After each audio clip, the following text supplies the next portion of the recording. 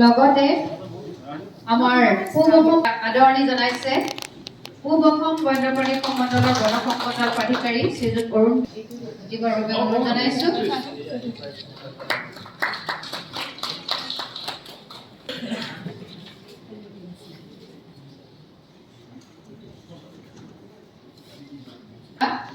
আমাৰ কাজিৰঙা লোকসভা মাননীয় সাংসদ শ্ৰীযুত কামাখ্যা প্ৰসাদ কাছা মহোদয় আমাৰ মাজত উপস্থিত হ'লহি। লগতে আমাৰ মাজত উপস্থিত থকা সুহাস কদম ডাঙৰীয়া, তেখেত ডিএফও নগাঁও ডিভিজন।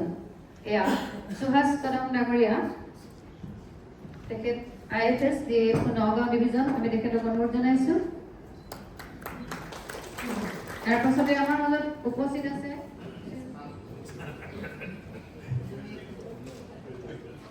ডিবু আছে, সভাপতি আমি ধন্যবাদ জনাইছো। আমাৰ যিমান ষ্টাফ আছে প্ৰায় 1000 ষ্টাফ তাত ডিউটি কৰি থাকে স্যাৰ। 174 এণ্টি পচিং কেম্পছ আছে স্যাৰ।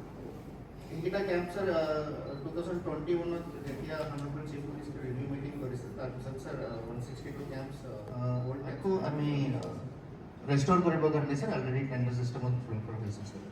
সেইটো আমি এটা মেজৰ ষ্টেপ স্যাৰ। আৰু সেইটো স্যাৰ আমাৰ নেশ্যনেল হাইৱে সকলে আমাৰ মেইনলি স্যাৰ ফ্লাড পিৰিয়ডত আমাৰ যিমানো অৰ্গেনাইজেশ্যনছ আছে, যেনেকৈ জীপ চাফাৰী এছ'চিয়েশ্যন আৰু আমাৰ লোকেল ৰাইজৰ যিমান অৰ্গেনাইজেশ্যন সকলে স্যাৰ উপস্থিত ৰাইজ।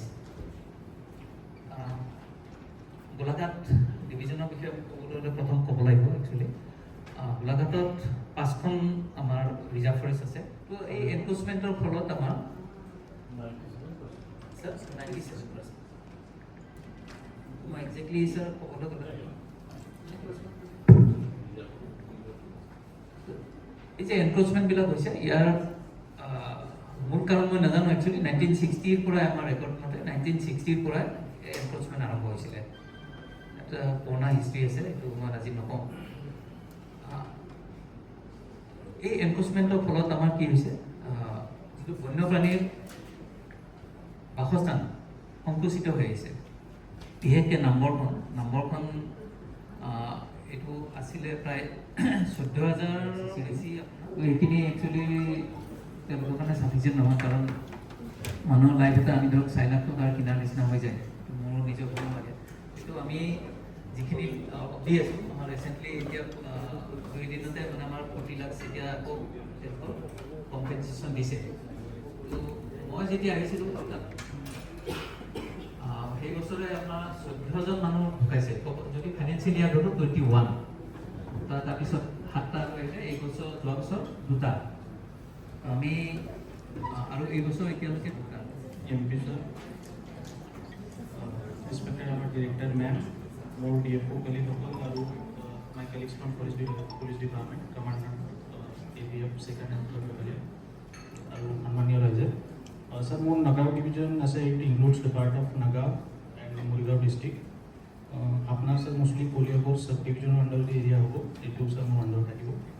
তাত স্যার আমার 3-4টা মূল প্রমিনেন্ট রিজার্ভ ফরেস্ট আছে। টোটাল 18 রিজার্ভ ফরেস্ট আছে আমাৰ ডিভিজন।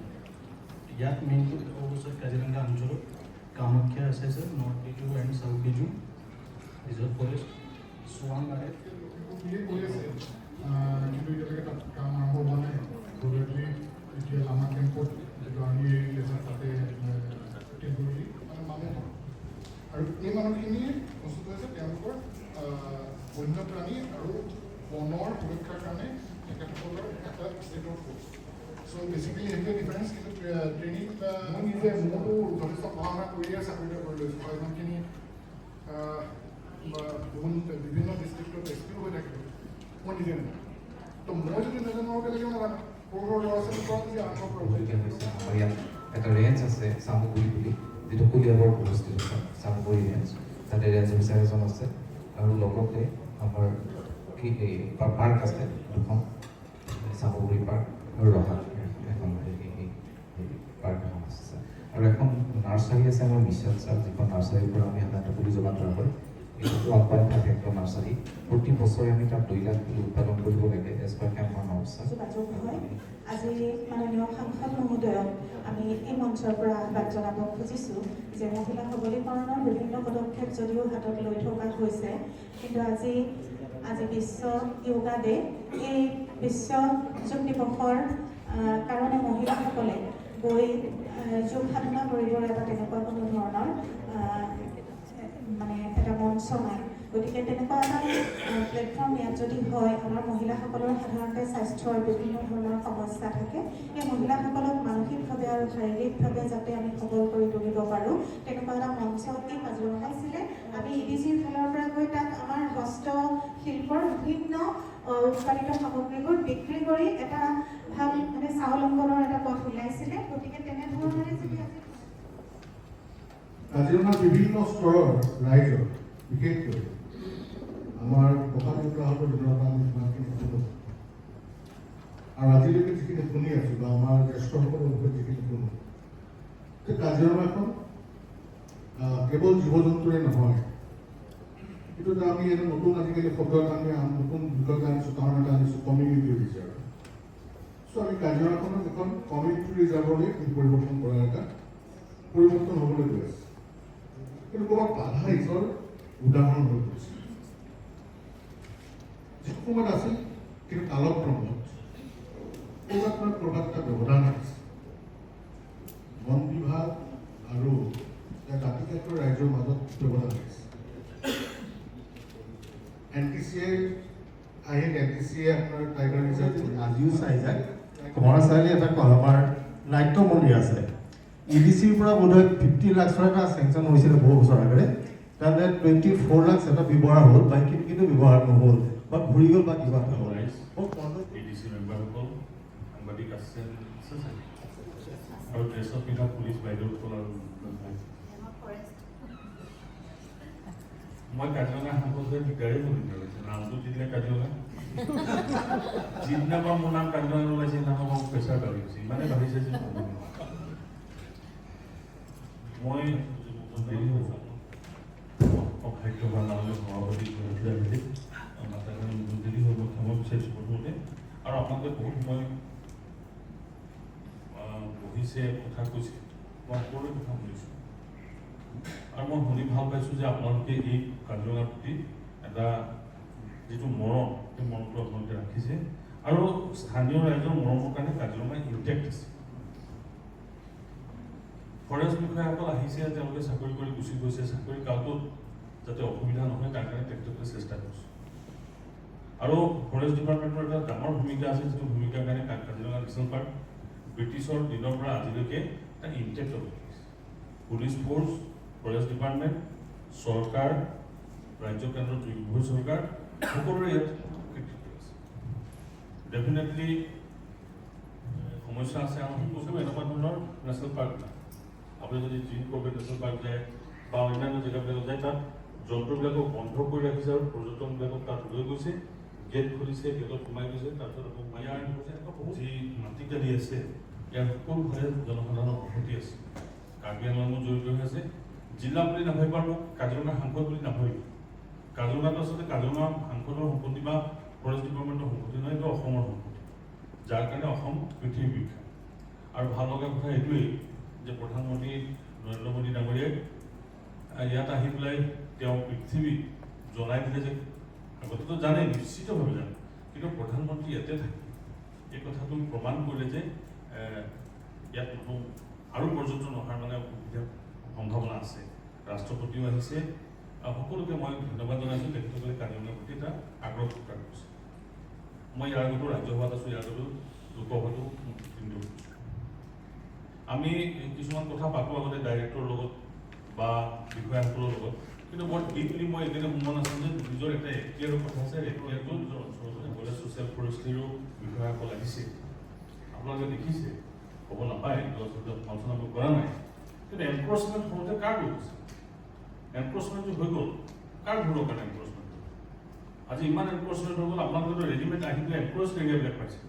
ইয়াৰ আগতে এটা ব্যাঘ্ৰ বিভাগ থকাৰ পিছতো, ফৰেষ্ট বিভাগ বা অন্যান্য ডিষ্ট্ৰিক্ট এডমিনিষ্ট্ৰেশ্যন থকাৰ পিছতো কিয় এনক্ৰচ হৈ গ'ল? এটা এটা ডাঙৰ কথা, এটা ডাঙৰ প্ৰশ্ন হৈছে। ভাল কথা যে আমাৰ চৰকাৰখনে, হিমন্ত বিশ্ব শৰ্মা নামৰ চৰকাৰখনে বহুকেইটা বনাঞ্চল মই ভাবোঁ অদূৰ ভৱিষ্যতেও অসম চৰকাৰে এটা শক্তিশালী ভূমিকা গ্ৰহণ কৰিব, য'ত এনক্ৰ'চ লেণ্ডবিলাক মুক্ত কৰিব কাৰণে।